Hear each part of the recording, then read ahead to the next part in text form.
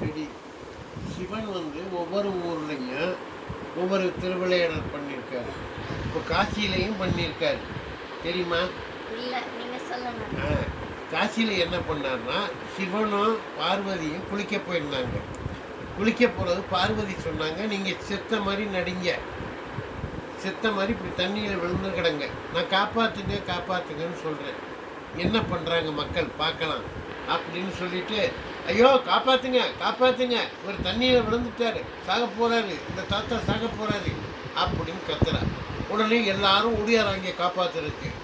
அப்போ இந்த அம்மா என்ன சொல்கிறாங்கன்னா, யார் நீங்கள் பாவம் பண்ணாதவங்க இருக்கிறீங்களோ அவங்க காப்பாற்றுங்க, மற்றவங்க யாரும் டோன்ட் டச், தொடக்கூடாது அப்படின்னு சொல்லிட்டாங்க. அப்போ எல்லாரும் பின்னோக்கி போயிடுறாங்க.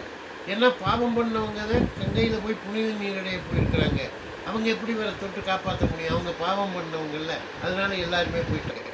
அப்போ ஒரே ஒருத்தர் மட்டும் உடையாந்து டொபக்குன்னு குதிச்சு இவரை காப்பாற்றிட்டேன். எப்படி காப்பாற்றினேன் அப்படின்னு கேட்டாங்க. அவன் காசியிலே பயங்கரமான அயோக்கியன், திருடன், நம்பர் 1 திருடன். அவனை கேட்டாங்க, நீ எப்படா பாவி காப்பாற்றலாம்? நான் தான் பாவம் பண்ணவங்க காப்பாற்றாதீங்கன்னு சொல்லி கெஞ்சினே, ஏன்டா காப்பாற்றினேன் அப்படின்னு கேட்டாங்க.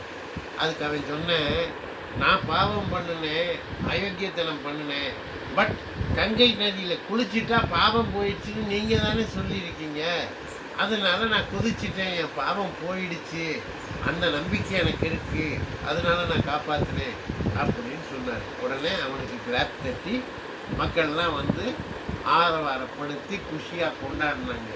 அந்த மாதிரி காசிக்கு போய் பாவம் தொலையணும்னு நம்பிக்கையோடு குளிக்கணும், நம்பிக்கையை விட்டுறக்கூடாது. அப்போ தான் அந்த கங்கையில் குளிக்கிற ஒரு இது நமக்கு கிடைக்கும். ஓகேவா? ஸ்டோரி முடிஞ்சிச்சு.